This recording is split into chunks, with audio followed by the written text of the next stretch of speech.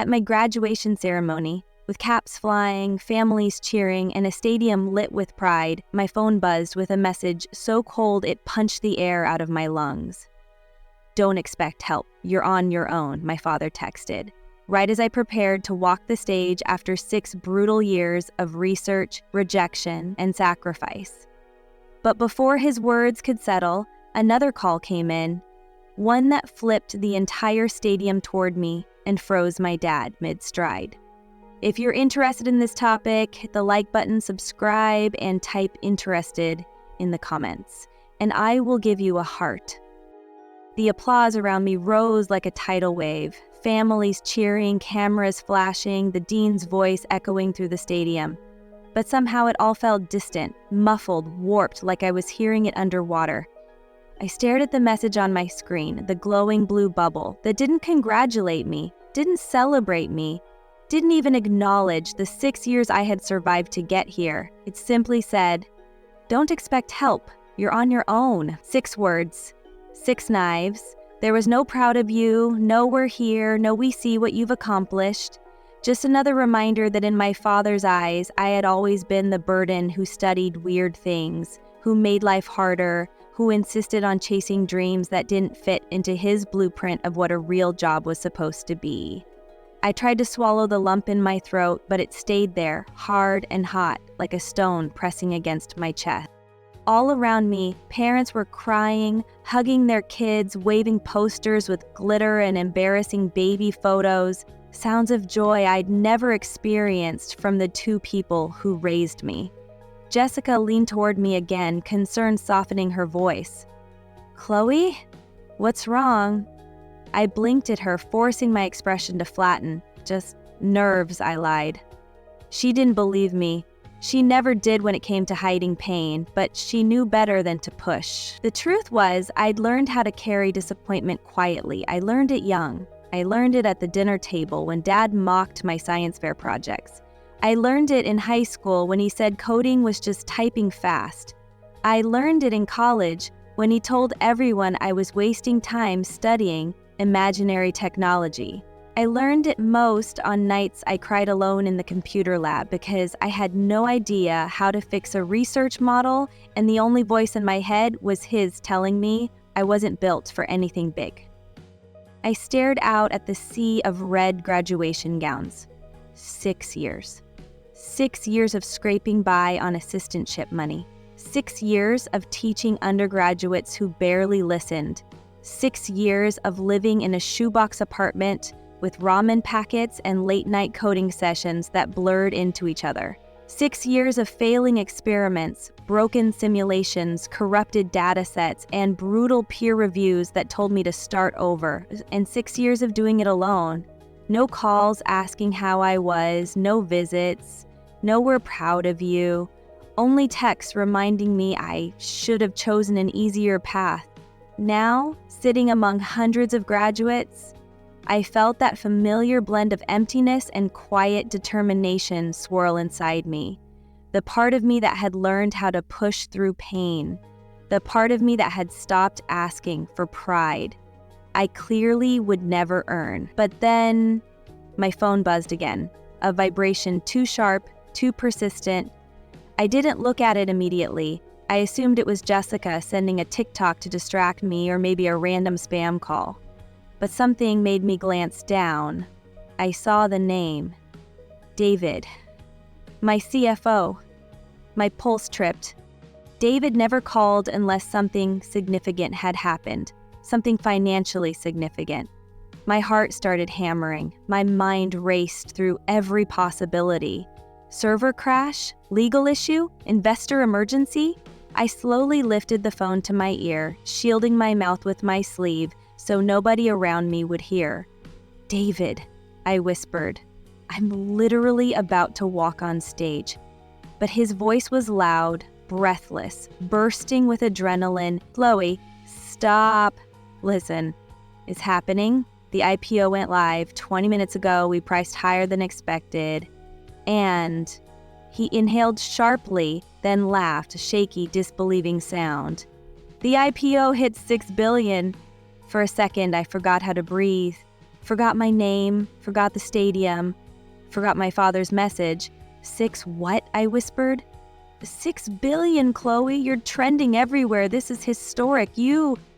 His voice lifted, joy spilling over. You're officially one of the youngest tech billionaires in the country. The word billionaire didn't just echo, it detonated. The rows in front of me turned. A mother 2 seats over gasped. Someone behind me whispered, "Did he just say billionaire?" I felt my stomach twist, not because I wasn't proud, but because my parents, who had spent my entire life telling me my work meant nothing, were walking toward me. I saw them pushing through the crowd. Dad's brows were pulled into that signature, disapproving frown, the same one he wore whenever he thought I needed a lecture. Mom hovered behind him, worry etched across her face, but not quite enough to soften anything. They had no idea what they were walking into. No clue that their daughter, the one they called directionless, impractical, unrealistic, was being announced to the world as someone they'd always insisted she could never be. I tried to steady my breathing, but David was still talking, words tumbling out, unstoppable. Every news outlet is calling, investors want statements, we're blowing up across every platform. Chloe, this is massive. My face was hot. I could feel dozens of eyes drilling into me, phones angled my direction. Jessica stared at me like she'd just discovered I was secretly royalty. Dad was now 10 feet away, his expression stormy, sharp, demanding answers, and then, for the 3rd time, my phone buzzed. Maria, head of PR. I exhaled sharply. Oh, God. Jessica's eyes widened. Chloe, who is that? I shook my head. I didn't know how to explain any of this. I didn't know how to tell her that the secret life I'd been building, the life I guarded, protected, nurtured in silence, was erupting into the open like a breaking dam. I didn't know how to tell her that I had spent years preparing for this moment professionally, even though emotionally I was nowhere near ready. My fingers trembled as I answered the call. Maria, I can't. She cut in immediately, her voice brisk, urgent, and absolutely not quiet. Chloe, every major outlet wants you. CNN, Business Daily, Fortune, your name is everywhere. And the valuation just climbed past $6.2 billion. Another gasp from the crowd. My blood ran cold. Maria kept going, completely unaware of the audience she now had. We already have interview requests, partnership deals, licensing offers. Chloe, this is the biggest IPO of the year, maybe the decade. Dad was now 3 feet away. His jaw was clenched, his eyes sharp, confusion and irritation brewing in equal measure. He pointed at my phone. Chloe, who is that? His tone was the same one he used when I forgot to take the trash out in middle school. The same one he used when he told me my major was a waste of a perfectly good brain. The same one he used in the text that morning. You're on your own. Dad had always spoken like he owned the narrative, like his voice was the only one that mattered. But now, my phone was louder. My world was louder. My success was louder, and for the first time in my entire life, he was the one who didn't understand what was happening. Maria's voice cut through the tension one last time. Chloe, you're officially the youngest female billionaire on any current list. Congratulations. Silence again. Silence that expanded, stretched, swallowed the noise of the stadium. Silence so thick it felt like gravity shifted. I slowly lowered my phone. Dad stared at me, eyes wide, posture tense, breath shallow, like he was seeing me for the first time.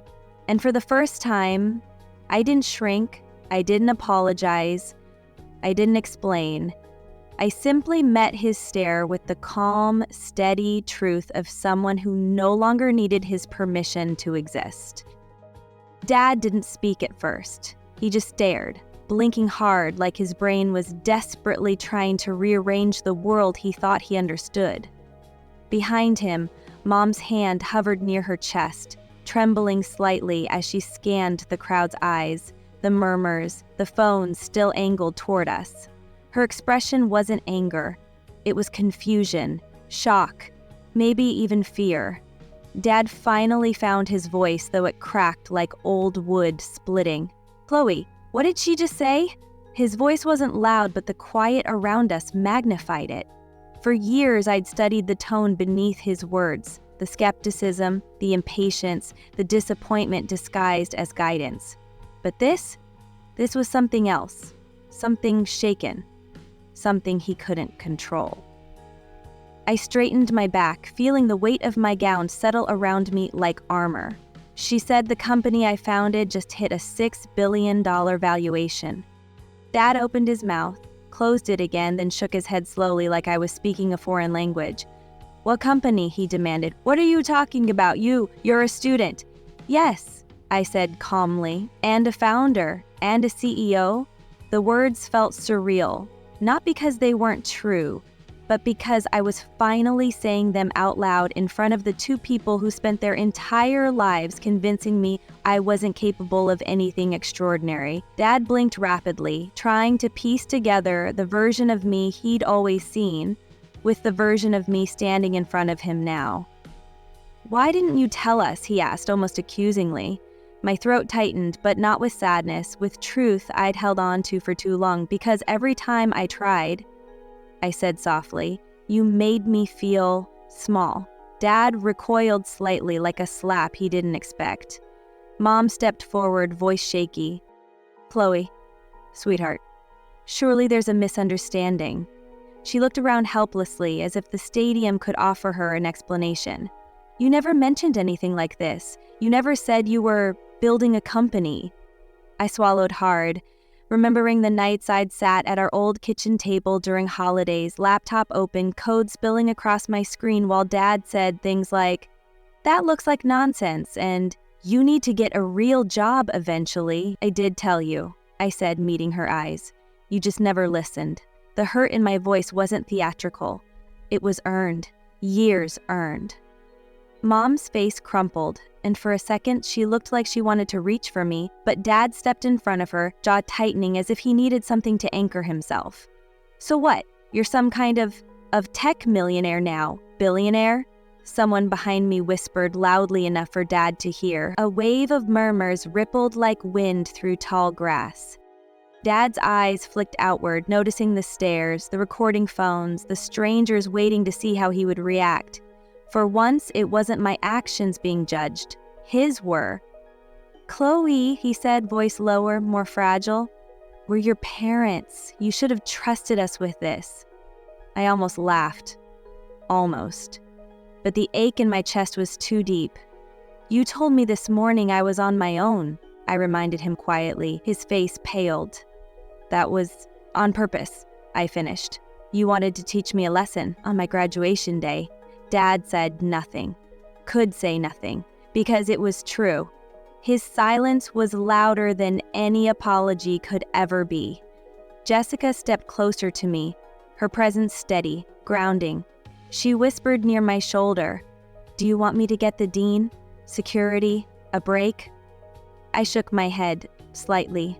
"No, I'm okay," except I wasn't. I was standing in front of the two people who taught me how to suppress my triumphs, who convinced me brilliance was arrogance, who scolded me for dreaming outside their comfort zone, and now the truth was too big to hide, too loud to silence, too public to deny. Dad exhaled shakily, his voice dropping.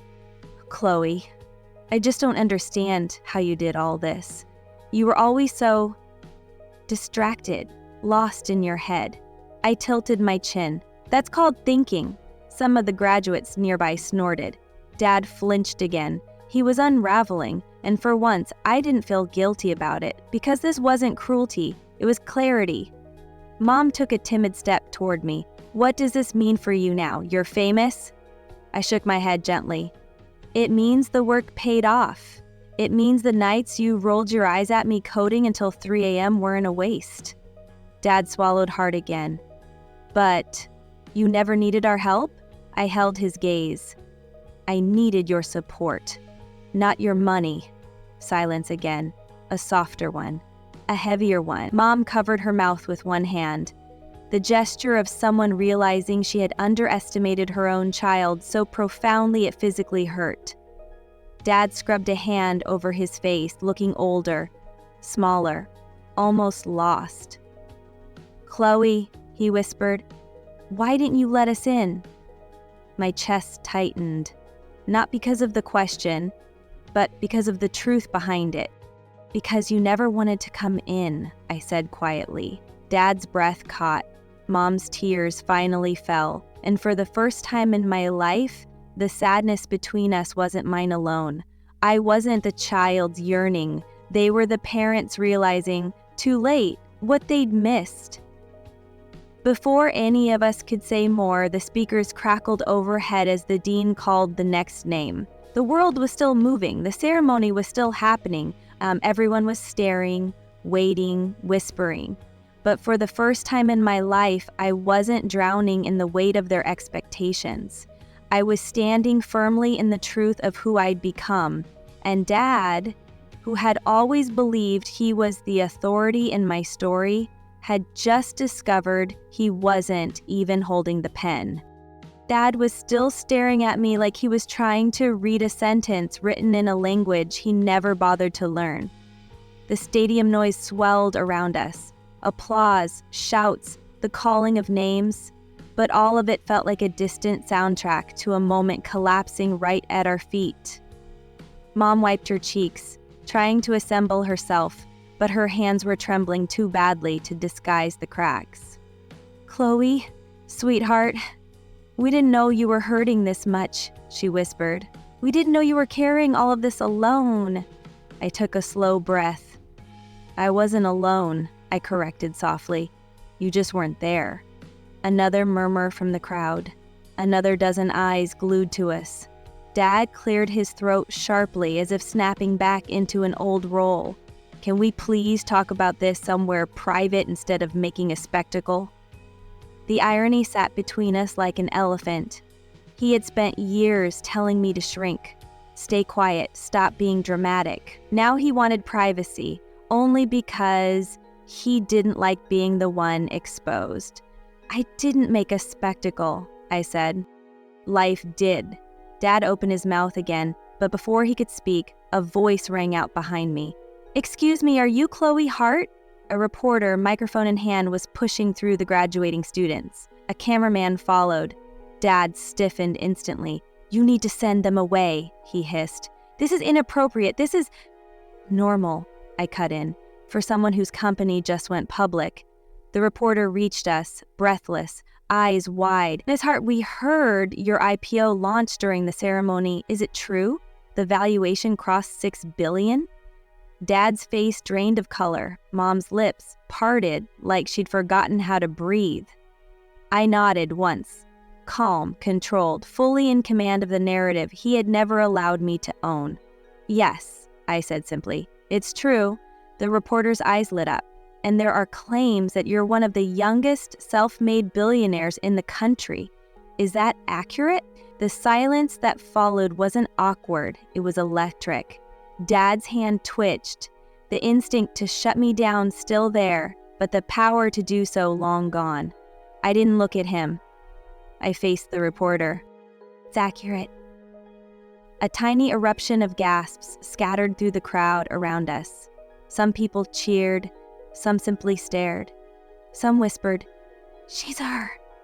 Dad was frozen, truly frozen, as if his brain had been unplugged. The reporter lowered her mic slightly, shifting to something softer. "You're incredibly young. Did your family support you through this journey?"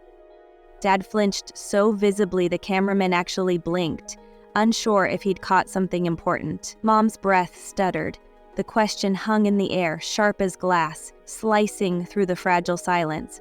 I looked at the reporter, not angry, not spiteful, just honest. "Not exactly," I said. "I had to learn to believe in myself when others didn't."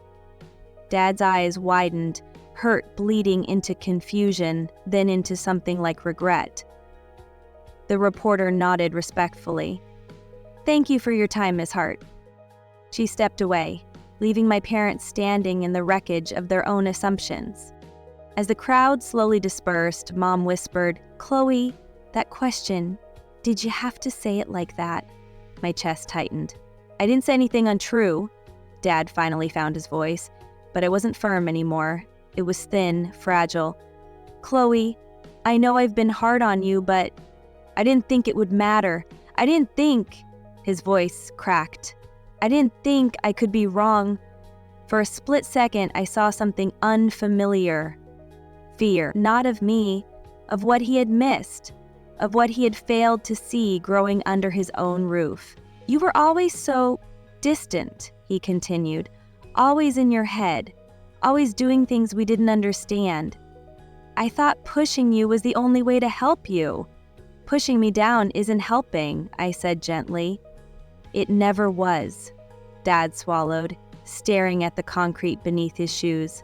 "I thought, if I made you tough enough, nothing could hurt you. You were the thing that hurt me," I whispered. Dad's shoulders slumped. Mom's breath hitched audibly. For a long moment, no one said a word.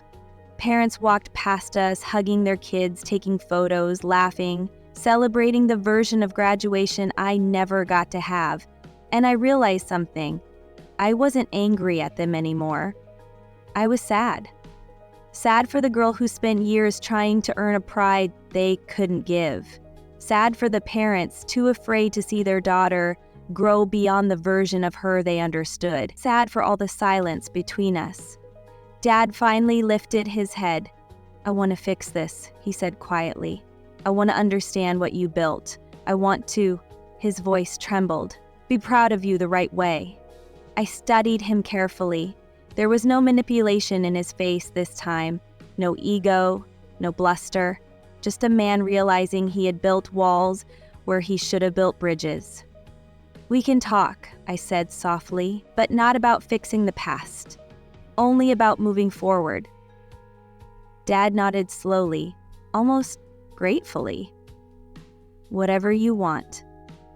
Whatever pace you need." For once, he wasn't leading. He was letting me choose the terms, and that was new. Mom stepped closer, eyes full of tears.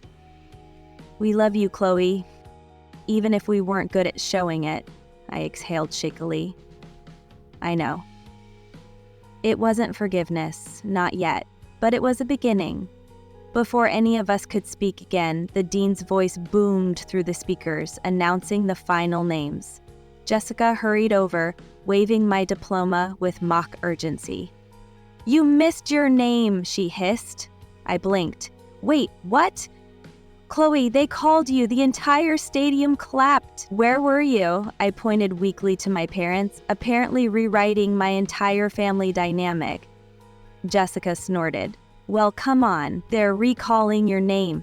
My heart kicked hard. This moment, my moment, wasn't going to slip past me after all. Not today. Jessica grabbed my hand and tugged me forward. Dad stepped aside instinctively, creating space instead of blocking it. A symbolic shift I didn't miss. As I approached the stage, people turned, whispering, pointing, smiling. I wasn't invisible anymore. Not a shadow, not an afterthought. I was standing in the light, my light, finally unafraid of it. The dean smiled warmly when he saw me. "Miss Hart," he said, offering the diploma, "congratulations. And might I add, quite a remarkable day for you." I took it, holding it firmly. The stadium erupted with cheers, real cheers, not for the billionaire, not for the twist, for me. And somewhere in that roar, in that whirlwind of sound and truth and pride, I felt a version of myself I'd been fighting to reach for years finally step forward.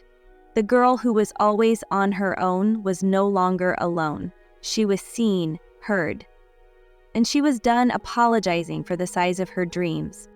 The applause still echoed in my chest long after I stepped off the stage. It was the kind of sound that didn't just fill the air, it filled the spaces inside you that had gone hollow over years of doubt. I could feel it vibrating through my bones as I clutched the diploma to my chest, not because the paper mattered, but because everything it represented finally did. Jessica squeezed my arm. Chloe, you crushed that. People were literally chanting your name.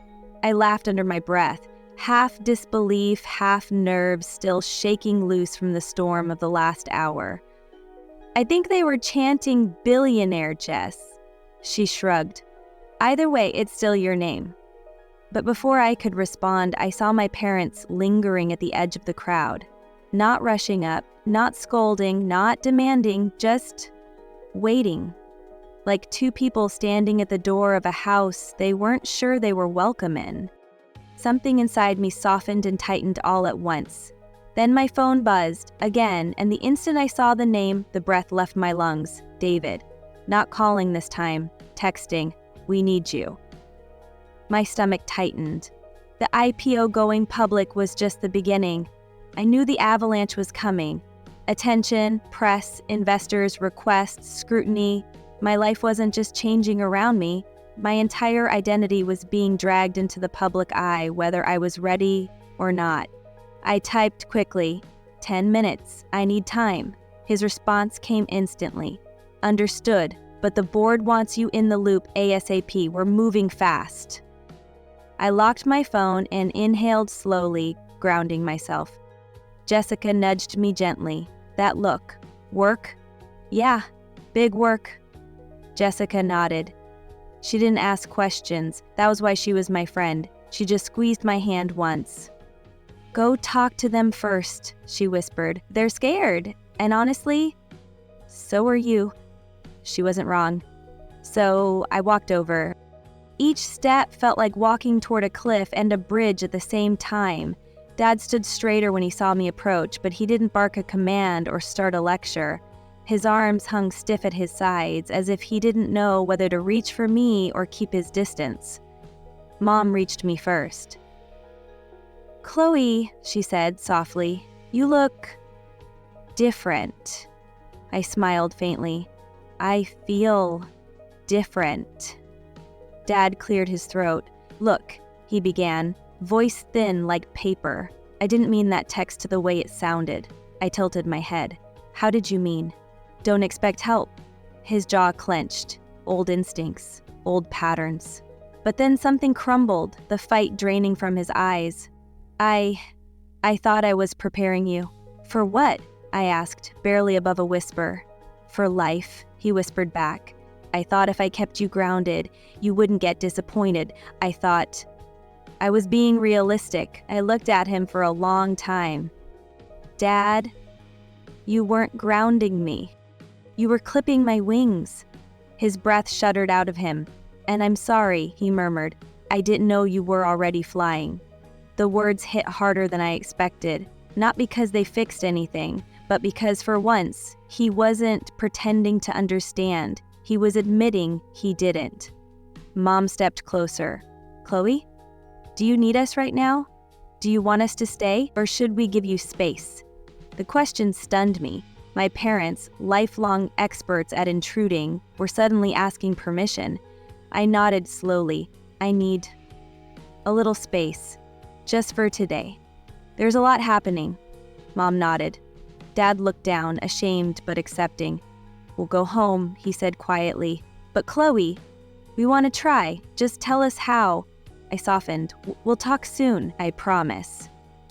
He nodded once, then turned toward the parking lot with Mom. They walked together, slower than usual, smaller somehow. Not defeated, just humbled. And for the first time, I didn't feel like a burden they were dragging. I felt like a person they were learning to see. As they left, Jessica slipped back to my side. You good? I exhaled shakily. No, but I will be. Then go do billionaire things, she teased. Just don't forget me when you buy your island. I laughed and hugged her tight before heading toward a quieter exit behind the bleachers. The roar of families celebrating dimmed behind me. My life, already flipped upside down, was about to get loud. The moment I stepped into the shade of the building, my phone vibrated again. David this time, but not with panic. with urgency. "Call me the second you're alone." I dialed him before the text even faded. "Chloe," he snapped the second he answered. "Bless you. Okay, listen, this is already insane." "Define insane," I said, leaning against the wall. "Media insane, investor insane, or regulatory insane? All three," he nearly yelled. "Bloomberg just ran a headline calling you the invisible prodigy. Half the investors want interviews. And brace yourself. Stanford is asking you to keynote next month." My pulse spiked. "That's fast." "Fast." David barked a laugh. "Chloe, this is a hurricane wearing your name badge. Also, the SEC called nothing bad, they just need filings confirmed because the number spiked so high the algorithm flagged it." "Okay," I breathed. "Okay, tell me everything one at a time." David's voice steadied. "You did it, Chloe. We did it. But you need to get ready. The world just discovered you exist, and they won't unsee you now." My chest tightened. Not fear, but something adjacent. The realization that the version of me who lived in quiet rooms, working unseen, belonged to yesterday. "We need to prep statements," he continued. "We need to stabilize the stock climb. And Rachel already scheduled 3 interviews. Cancel all live interviews," I cut in. "I need 24 hours. David paused. "Okay, done. Whatever you want." But then his tone shifted. "Chloe, are you all right?" I hesitated. "Just overwhelmed." "Because of the IPO or because of what happened with your parents?" His guess was too accurate. "Both," I admitted. David exhaled softly. "Take your time, but don't disappear. The world is watching now." "I know." "And Chloe, yeah? I'm proud of you." The words hit me unexpectedly hard. When I hung up, silence wrapped around me like a blanket that didn't quite fit, comforting but unfamiliar. I stepped out of the shade into the sunlit path behind the stadium, letting the warmth hit my face. Everything was loud and quiet at the same time. The biggest day of my life, the biggest truth of my life, had detonated all at once. And as I stood there, breathing slowly, trying to steady myself, I felt something shift inside me, a realization, a transformation, a truth I had never allowed myself to say out loud. I belonged here, not at the edge, not in the shadows, in the center. I wasn't the girl they dismissed, underestimated, or overlooked. I was the girl who built something worth noticing, worth valuing, worth fighting for. And now the world finally knew her name. The only question was, what would I do now that I finally had the power to choose everything? I walked along the side of the stadium, the noise of graduation fading behind me, replaced by the hum of traffic and the low roll of evening wind brushing against the chain-link fence. My robe swayed around my ankles, and for the first time since the IPO announcement detonated my life, I felt a moment of quiet. Thin, fragile, like the pause before thunder. My phone buzzed again. My instinct was to brace. More news, more attention, more demands. But when I glanced at the screen, my breath caught. Mom calling. Not Dad. Mom. I hesitated, my thumb hovering over the screen. I wasn't ready, not for apologies, not for disbelief, not for guilt wrapped in parental concern. But something inside me, something tired and wounded but still hopeful, pressed accept. "Chloe?" Her voice sounded soft, uncertain, like she was afraid I wouldn't answer. I didn't want to leave without saying something. I exhaled slowly. "Mom, it's okay. We'll talk soon." "No," she said quickly. "I need to tell you this now before your father gets involved again." That line alone made the hairs on my arms lift. "Okay," I said cautiously. "I'm listening." She fell silent for a moment, the kind of silence heavy with words that hurt too much to say quickly. Then she inhaled shakily. "We didn't know how to raise a child like you. My chest tightened. What does that mean? It means, she said carefully, you were smarter than us from the moment you started talking. You were dreaming bigger than we understood. And your father? He's always been afraid of things he couldn't control. I stopped walking. The wind rustled my gown. Mom? We didn't encourage you, she whispered. We didn't ask questions. We didn't listen. And that wasn't fair to you.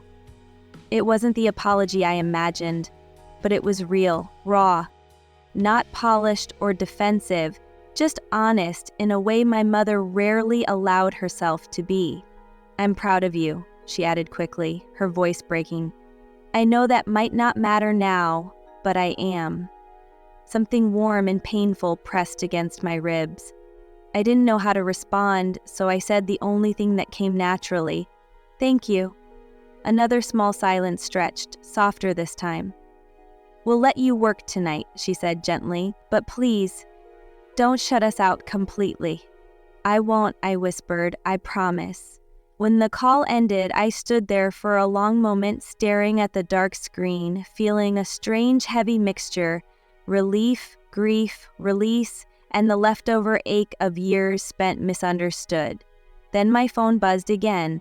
This time, it wasn't family, it was the world. A flood of notifications from news sites, financial outlets, tech blogs, influencers, journalists, people demanding quotes, praise, interviews, photos, anything.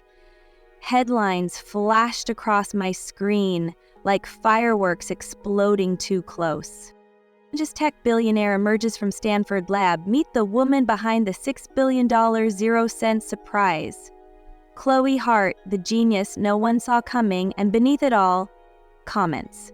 Thousands of them. Some cheering, some doubting, some dissecting my face, my voice, my expressions from the viral clips. The world was already turning me into a symbol before I'd even decided who I wanted to be. My stomach twisted. I locked my phone and closed my eyes. Breathe. Just breathe. A voice interrupted the silence. Chloe? I turned sharply. Jessica jogged toward me, heels clicking against the pavement, clutching her phone like it was physically hot. You need to see this, she said breathlessly. It's everywhere. Twitter, TikTok, YouTube, news outlets. Your dad's reaction is going viral. My heart dropped. When hub? She held out her phone. The video was shaky, recorded by someone sitting 3 rows behind us. It captured my dad barking at me. Why are people looking at you like that? The tone, the irritation, the confusion. It captured Maria's voice spilling out of my speakerphone. 6.2 billion, youngest self-made tech billionaire, followed by the crowd's collective gasp. It captured Dad's face collapsing when reality hit him. The clip ended with someone whispering behind the camera, "Damn, she really just became a billionaire in front of her parents." The video had 4.7 million views in less than an hour. My throat tightened. Jessica, I didn't want this. I know, she said softly, but you can control what the internet chooses. Then she added, but Chloe, people love you right now. They love the story, I corrected. Not me. Jessica didn't argue. Instead, she glanced past me toward the stadium. You're going to need a driver. She wasn't wrong. The crowd at the main exit had grown so dense that security was clearing pathways just to prevent accidents. Strangers were shouting my name, holding up phones, waving programs for me to sign. I shrank back automatically. Jessica caught my arm. You're allowed to be overwhelmed. Anyone would be. But Chloe, this is your moment. I shook my head. It doesn't feel like a moment. It feels like a tidal wave. So, she said, ride it. Before I could respond, I spotted a black SUV pulling up near the security barricades. The tinted window rolled down just enough for me to see a familiar face. David. He'd driven here himself. Get in, he called out. We're going to headquarters. My heart froze. Now? He nodded firmly. The board wants you present. They're pushing for statements, messaging, partnerships, stability measures. We need you. I turned to Jessica, panic flickering, her hands tightened reassuringly on my shoulders. "Chloe, go. Will you be okay?" "I'll meet you later," I promised. "Just go be who you are." The words hit me harder than encouragement. They were a declaration, permission, recognition. I hugged her one last time, then headed toward the SUV. Security parted the crowd as I walked, people pointing their phones at me like glowing eyes. The door opened. I climbed in. David exhaled in relief. "Thank God. I thought you might run away." I closed the door softly. "I almost did," he snorted. "Too late now. The world already has your name trending." I sank back into the seat as the SUV pulled away from the stadium, the roar of cheers fading behind us. "David," I murmured, "this is happening too fast." "Everything worth doing," he replied calmly, "happens before you think you're ready."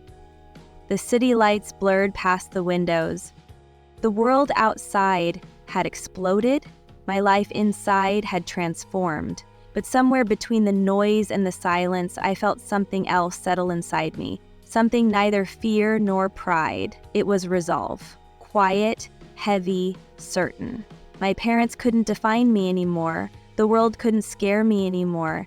The IPO wasn't the finish line. It was the starting gun.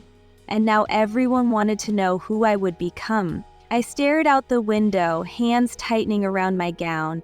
Then I whispered, almost to myself, "Let's go build an empire." The drive to headquarters felt like being carried through two different worlds at the same time. Outside the SUV window, the city raced past in streaks of light, cars honking, students celebrating, news stands flashing headlines I wasn't ready to read.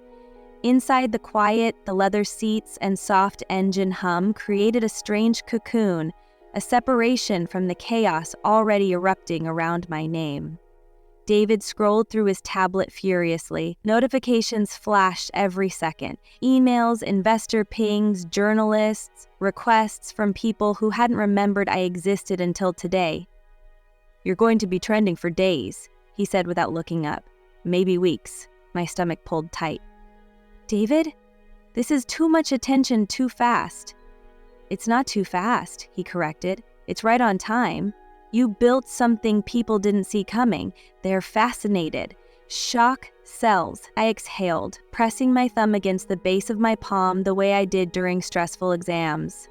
"And my parents?" He paused his tapping. "They'll adjust. Or break," I muttered. He lifted an eyebrow. "Break? Under the weight of their own expectations? Maybe. But that's not your responsibility." The SUV turned off the main road and entered a private lot. A team of security staff were already waiting, dressed in navy jackets with discreet earpieces. When the car stopped, two of them opened the doors immediately. "Ms. Hart, right this way." The title made my chest tighten. Not Chloe, not student, not graduate. Now I was a headline, a valuation, a corporate entity with a pulse. I stepped out into the cool evening air, heart pounding as the lights inside the building glowed like a command center. Employees rushed behind glass walls, screens reflecting charts and graphs and rising numbers. Everything felt too big, too bright, too loud, even though no one had made a sound. David jogged up next to me as we walked through the lobby. "Just be ready," he said gently. "The board is emotional. Investors are even worse." Emotional how? Terrified of losing control, euphoric about the valuation, panicked about the press, basically the entire spectrum of human chaos. My laugh came out shaky. "Great! Perfect!" He shot me a sideways look. "You'll be fine. You built this company. They just get to sit in the chair." The receptionist opened a pair of double doors that led into the main boardroom. And that's when everything changed. Dozens of people turned toward me at once, board members, executives, legal teams, PR leads. Some were standing, others pacing, some flipping through printed headlines as if trying to convince themselves they were real. Conversation stopped mid-word. The room shifted. Every set of eyes locked onto me with the same expression. Awe, mixed with hunger. I wasn't a person in that moment. I was an event. David cleared his throat. Everyone, this is Chloe. A few awkward claps erupted. It sounded like a room unsure how to applaud, lightning. I walked to the head of the table slowly, deliberately, grounding myself with each step. As I sat, the board chair leaned forward, elbows braced, eyes sharp. Chloe, he began, the press has already built a narrative around you. You're the centerpiece of this IPO, the face of the company. Whether you like it or not, your story is now part of the valuation. My pulse thudded. Meaning? Meaning, he said, steepling his fingers. Every move you make in the next 48 hours will affect our stock. Another board member chimed in, voice tight with barely contained anxiety. We need a public statement. Today, the markets respond to confidence. You need to be visible. A woman from PR added quickly, you're a phenomenon, Chloe. People love this idea, the quiet genius who worked in silence and stunned everyone, especially your parents. My breath hitched. I didn't want them dragged into this. Leave my parents out of the narrative. We can't, she said gently but firmly.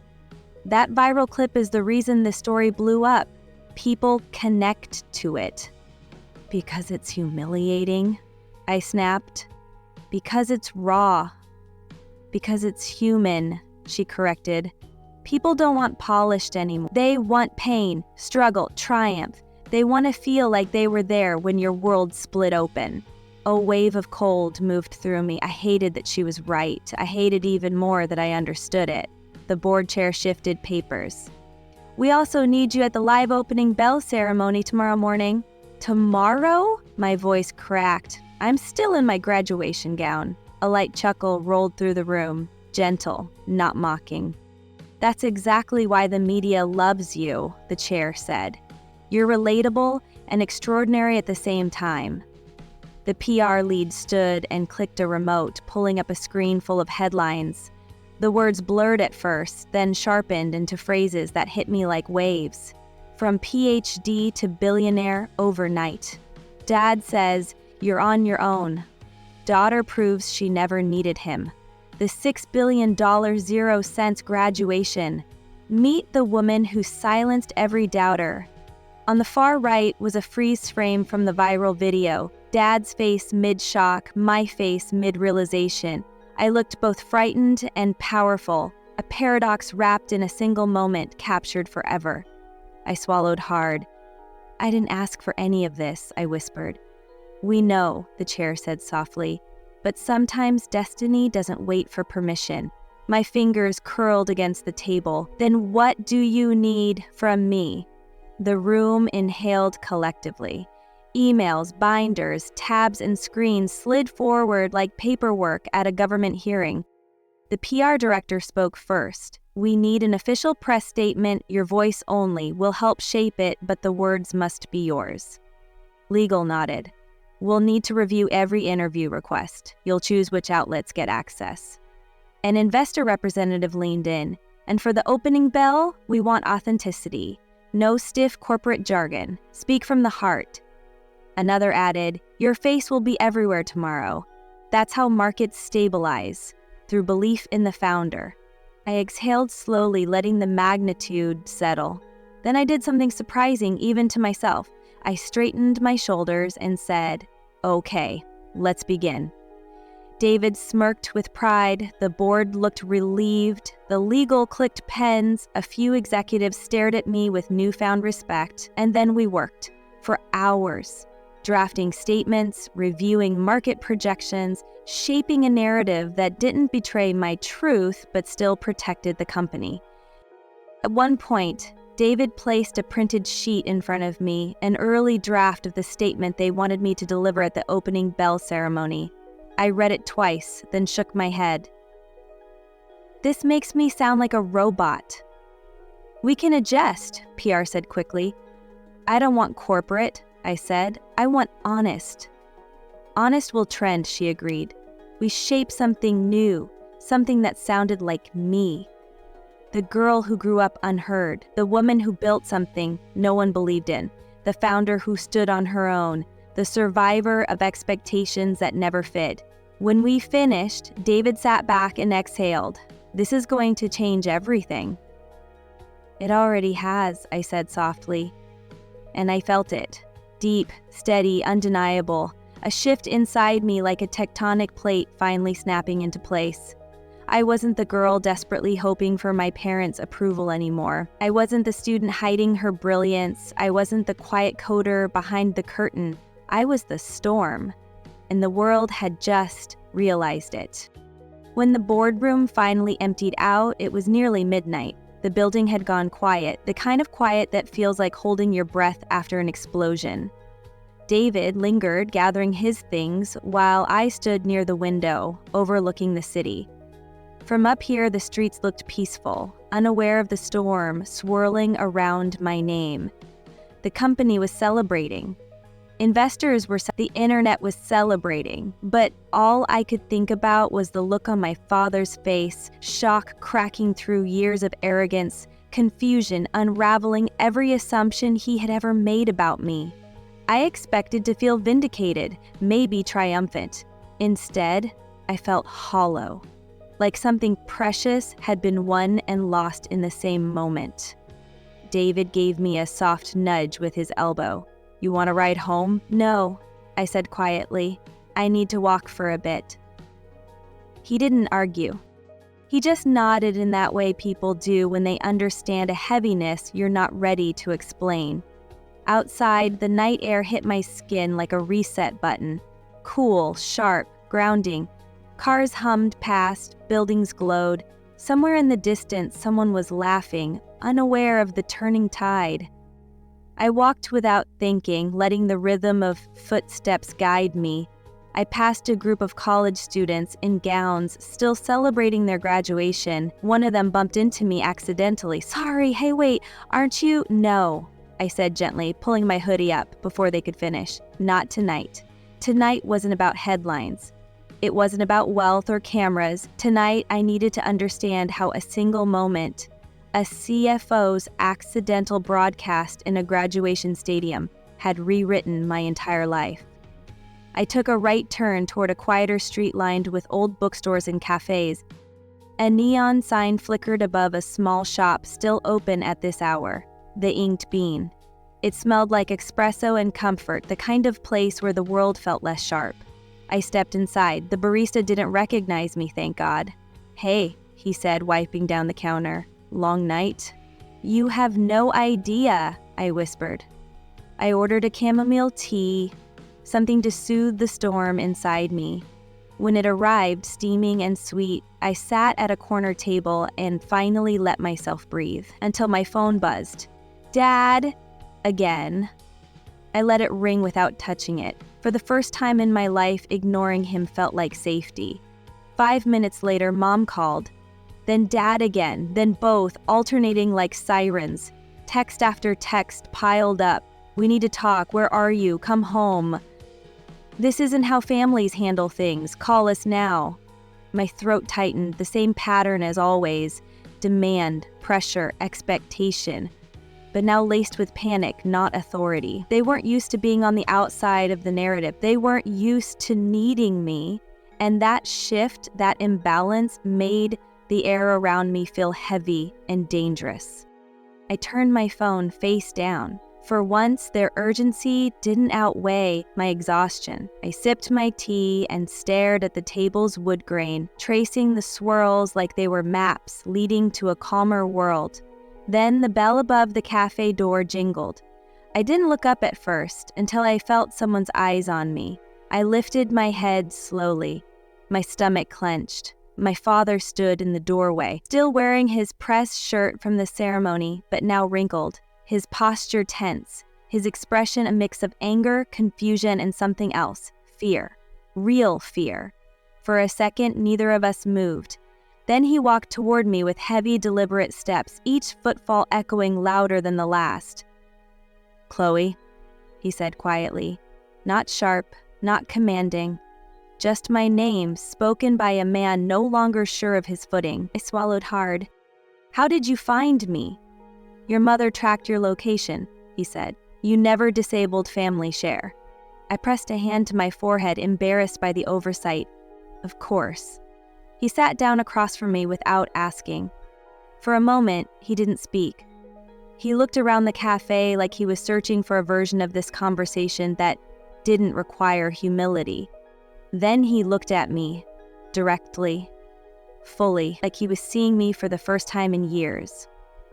"Chloe," his voice cracked on the edges. "I don't understand." "I know," I said quietly, "because you never listened long enough to try." He flinched, a clean, visible wound. "I thought you were struggling. You never told us anything." "I tried," I said, barely above a whisper. "You made fun of the words I used, called my work nonsense, mocked my field, shut me down every time I tried to share something real." Dad's jaw tightened, but not with anger, with regret. "I didn't know," he said. "You didn't want to know." He inhaled sharply, like the sentence itself had knocked air out of him. Silence stretched between us, thick and raw. The barista turned down the shop lights one notch, leaving the cafe washed in a softer glow. Dad rubbed his hands together slowly, a nervous gesture I hadn't seen since I was a child. "When you left for college," he said shakily, "I worried you'd get lost, that you'd fail and be alone. I thought pushing you harder would prepare you. I thought being tough would make you strong." He shook his head, eyes glistening. "I didn't realize you already were." My eyes burned, not with triumph, not with anger, with grief for all the years we lost to misunderstanding. "Dad," I whispered, "I needed support, not lectures, not doubt, not guilt." "I know," he choked. "I know I failed you." The words landed like a breaking dam inside me. My father, who never apologized, who never backed down, who believed vulnerability was weakness, was crumbling in front of me. "When I heard your CFO, when I realized what you'd built," his voice faltered. "Chloe, I was proud, terrified, shocked. I felt like the ground disappeared under me." My chest tightened with competing emotions: anger, compassion, hurt, love, fear, relief. It was too much and not enough all at once. "Dad, I don't want your pride because of my money," I whispered. "I want your respect because I'm your daughter." He blinked hard, like the sentence physically hurt. "You have it," he said. "You've always had it. I was just too stubborn to say it." A tear slipped down my cheek before I could stop it. He saw. He didn't comment. He just sat there, quiet, steady, letting me feel what I needed to feel without rushing it. For the first time in years, the silence between us wasn't hostile. It was healing. Dad leaned back slowly. "Come home for tonight. Please, your mother is worried sick." "I'm not ready," I said truthfully. He nodded, surprising me. "Whenever you are." A pause, then softer, just, "Don't shut us out completely." I tapped my thumb against my teacup, grounding myself. "I won't," I said, "but things have to change." "They will," he said immediately. "They have to." His earnestness cracked something inside me, something I didn't know still needed breaking. We sat together for a long moment in the soft cafe light, not as opponents, not as strangers, as a father and daughter standing at the fragile beginning of something new. Dad finally stood. "Call us when you get home safe." "I will." He hesitated. 1 heartbeat, 2, then reached out and gently squeezed my shoulder. A small gesture, a monumental one. He walked out without looking back. When the door closed behind him, I exhaled shakily. The night suddenly quieter than before. My phone buzzed. A text from David. "Be ready. The world sees you differently now. Tomorrow changes everything." I stared at the screen, pulse steadying. He was right. Tonight had changed my family. Tomorrow would change the world. The alarm on my phone went off at 5:30 a.m., but I was already awake, lying on my back, staring at the ceiling in the half-light of dawn like it was a blank screen waiting for code that could rewrite my life. The room still smelled faintly like my graduation day, cheap perfume, paper programs, stress. But now there was something else layered over it. Anticipation. Fear. a ridiculous, almost nauseating sense of possibility. My phone was face down on the nightstand, buzzing every few minutes like a trapped insect. I finally turned it over. Dozens of notifications, news alerts, interview requests, investor updates, social media tags, emails with subject lines that didn't feel real. You're trending one, the $6.00 B graduate. From you're on your own to I own it all. Somewhere in the storm were texts from Mom. Short, hesitant messages. Are you okay? We're proud of you. Your father didn't sleep. Her last one. If you'd let us, we'd like to come see you ring the bell. I stared at that line longer than all the others. We'd gone from, don't expect help, to, we'd like to watch you ring the bell, in less than 24 hours. The petty side of me wanted to say no. The hurt kid inside me wanted to slam the door. But the woman who built this company, who spent years thinking 3 moves ahead, knew better. This wasn't about optics. It was about closure, about rewriting the scene I'd always wanted and never got. I typed back, fingers shaking just enough to slow me down. You can come, but this is my day. No lectures, no guilt, just watch. 3 dots blinked for almost a full minute before Mom replied. We understand. We'll be there. A knock sounded at my apartment door exactly on schedule. David, because of course he'd insisted on personally escorting me to the exchange. Chloe? He called. We're on a clock that investors religiously worship. I opened the door in the black suit we'd picked out the night before. Simple, sharp lines, no unnecessary flair. My hair was pulled back in a low, clean ponytail. No academic gown, no student costume. Founder mode. You look like someone about to terrify Wall Street, David said with a half grin. Good, they deserve it, I said, grabbing my laptop bag. Car's waiting, he added.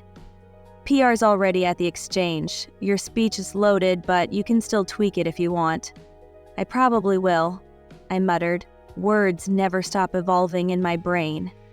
Spoken like a woman whose thesis almost broke peer review. The SUV ride this time felt different from the one last night. Less shock, more focus. The city still hadn't fully woken up, but the financial district was already buzzing. Lights blazing in skyscrapers, men in suits clutching coffees, and stress in equal measure.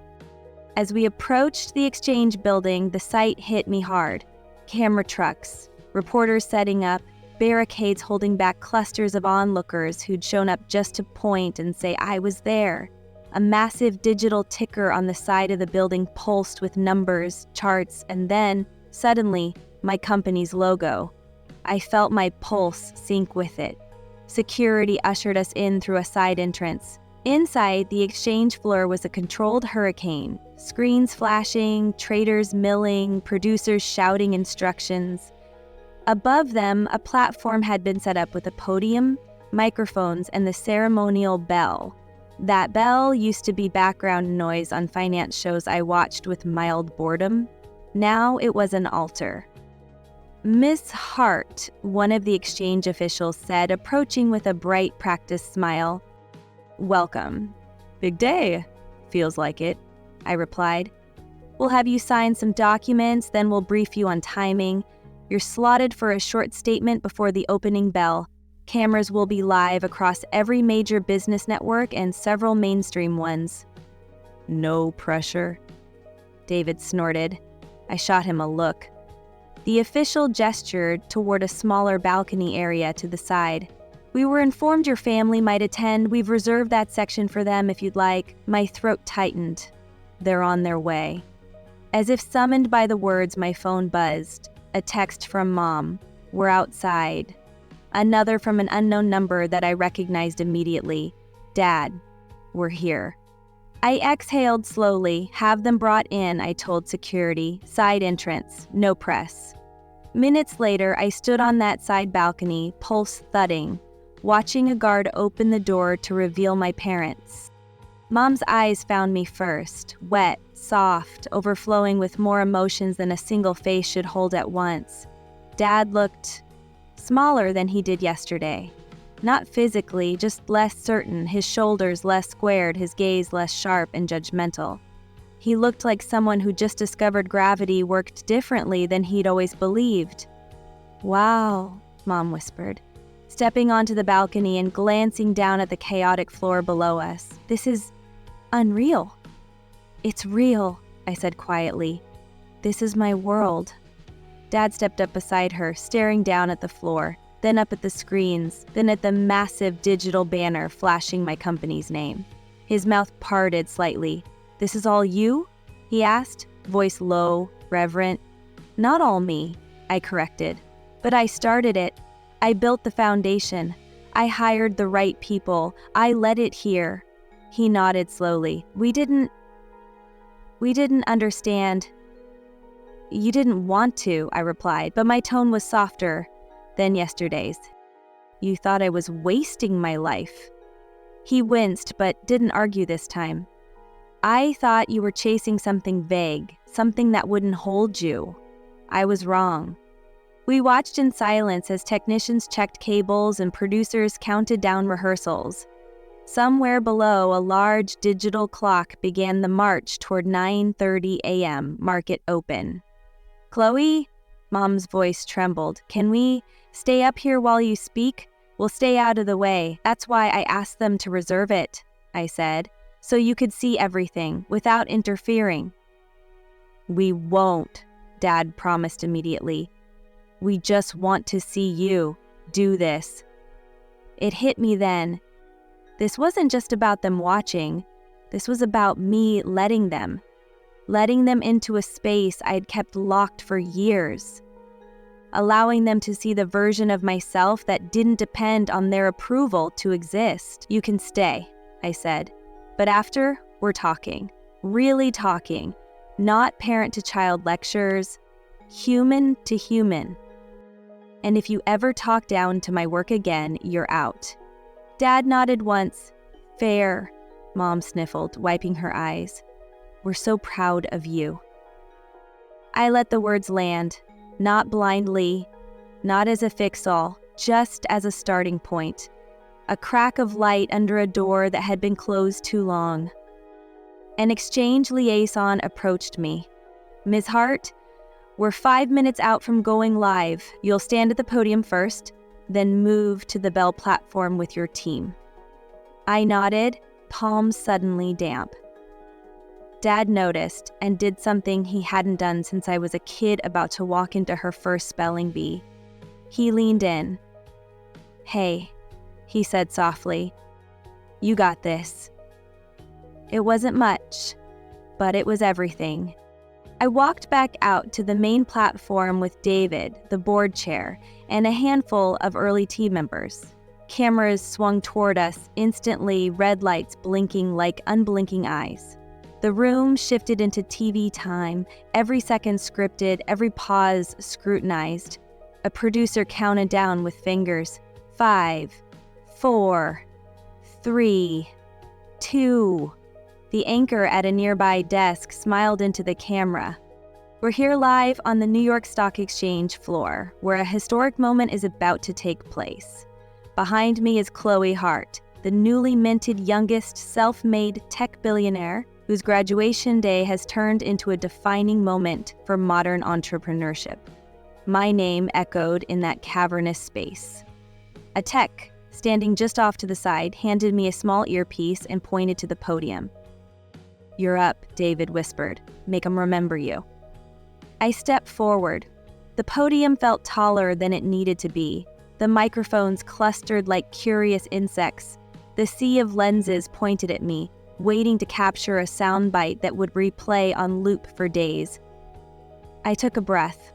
Not shallow, not shaky, deep, grounding. And I began to speak. The applause rose like a wave, rolling across the trading floor and breaking against the balcony where my parents stood, frozen in place, still absorbing the truth of the life I'd built without them. The bell was a blur of sound behind me, sharp, metallic, final. But the real ringing was the silence that followed, the kind that reshapes a room, a life, a relationship. David clapped me on the back. The board shook my hand, cameras flashed in a storm of white light, but all I could focus on was the look on my father's face. The same man who once told me ambition was a liability, the same man who texted me, "You're on your own," on one of the biggest days of my life. Now, standing there on that balcony, gripping the railing as if the world beneath him had tilted without warning. His eyes weren't angry anymore, they weren't disappointed. They were something I'd never seen on him. Awe, fear of wrongness, and the heavy weight of realization. As the crowd around me shifted, shaking hands, cheering, celebrating the official public birth of the company I'd raised from sleepless nights and borrowed dreams, I stepped away from them all and walked toward the balcony. My parents straightened as I approached. Mom wiped her cheeks again. Dad swallowed so hard I could actually hear it over the hum of the exchange floor. "Chloe," he said softly, the first time in my entire life he'd said my name as if it belonged to a person and not a problem. That was extraordinary. I didn't smile. Not yet. "Come with me," I said. They followed me into a smaller lounge just off the main floor. Quiet. Glass walls. A long leather bench. A place designed for founders to breathe before headlines swallowed them whole. I sat. They sat. And for the first time, we had no script, no hierarchy, no family roles to hide behind. No, "you should." No, "why can't you?" No, "you're on your own."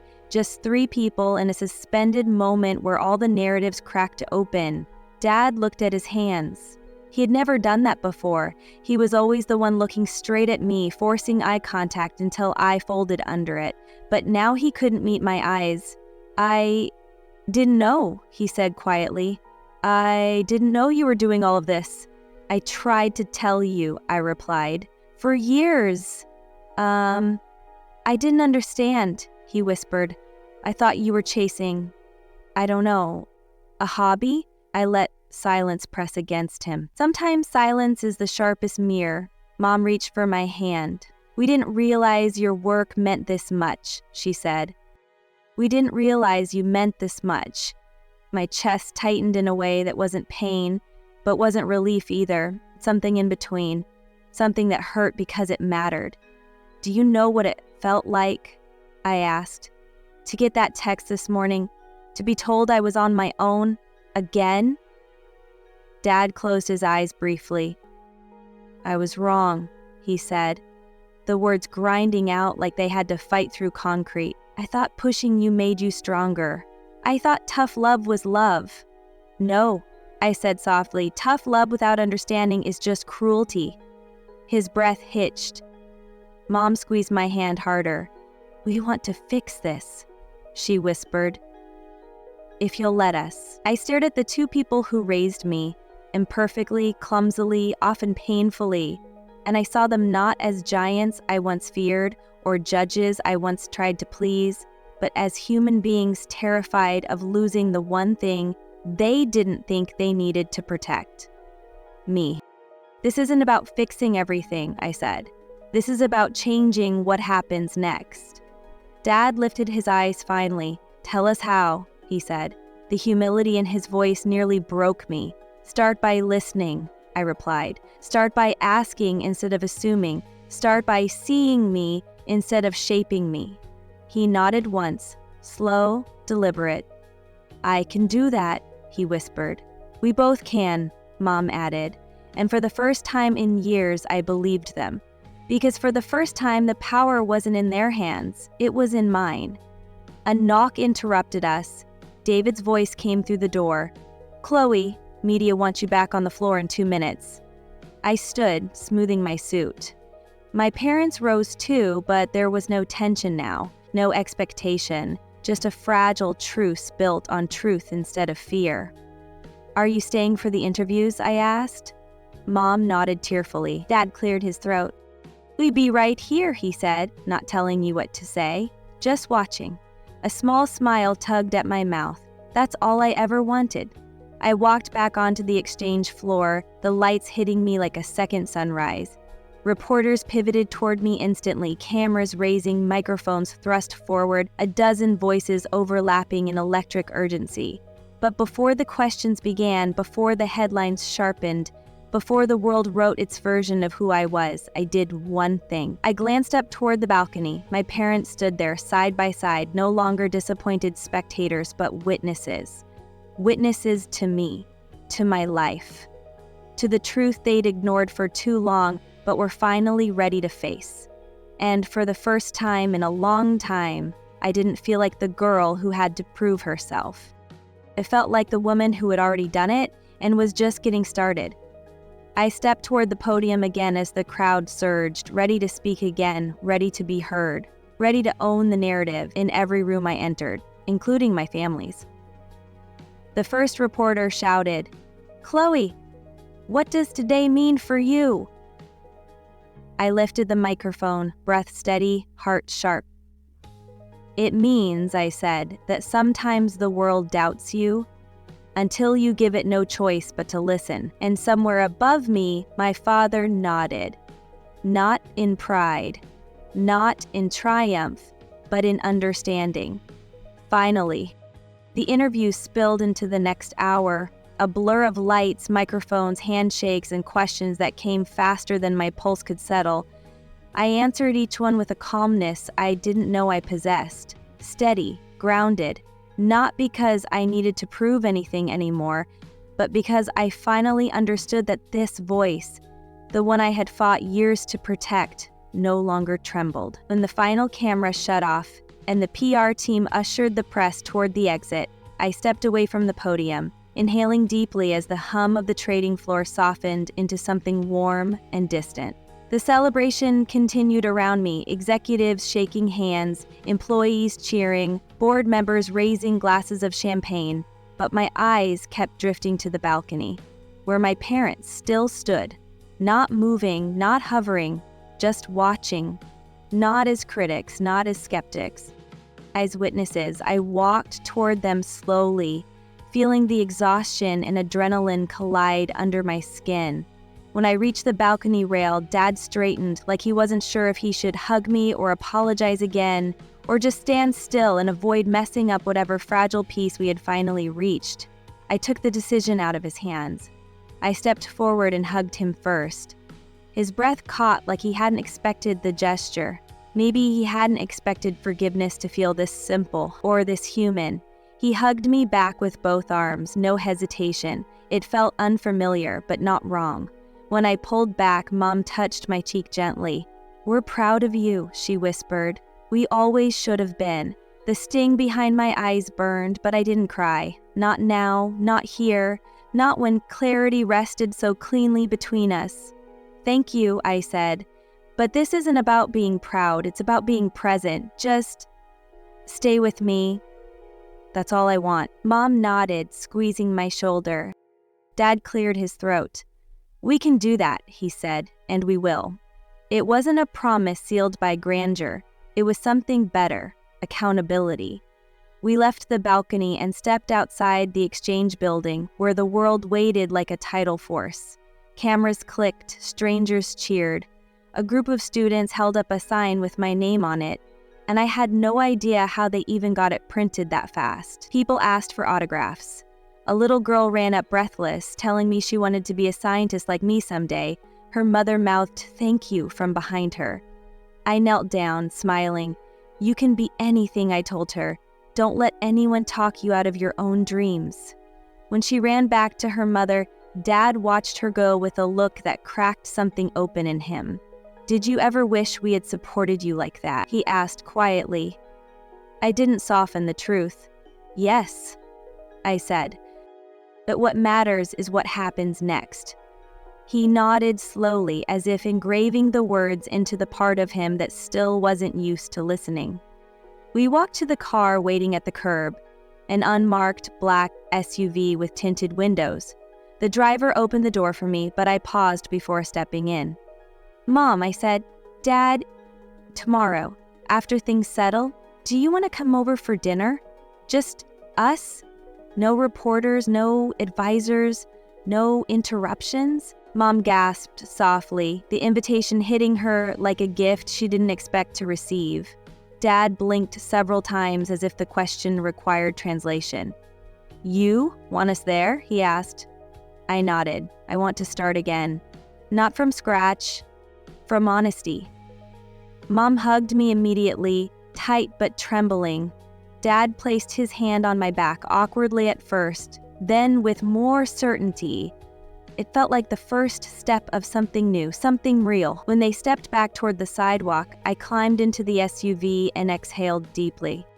David slid into the seat beside me, tablet in hand, numbers scrolling in bright blue bars. "Final valuation hit $6.4 billion, he said. "The press is calling you the headline of the decade." I leaned my head back against the seat. "David," I whispered, "shut the tablet off for a second." He blinked, confused but obeyed. The screen dimmed, the noise faded, and for the first time that day I allowed myself to feel everything. The triumph, the ache, the release, the quiet grief of what I never received, and the unexpected hope of what may come next. "You okay?" he asked. "Yeah," I said. "I think I actually am." The car pulled away from the curb, the exchange shrinking in the rearview mirror, my parents still standing on the sidewalk like two people learning to navigate a world where their daughter wasn't lost or confused or fragile, but powerful, stable, and finally understood. The city lights blurred past as we drove. Notifications flooded my phone, emails, requests, interviews, offers. But one notification, one simple text, stood out above everything else. It was from Dad. No speeches, no instructions, no corrections, just one sentence, the first one that never hurt. "I'm proud of you, Chloe, and I'm ready to learn."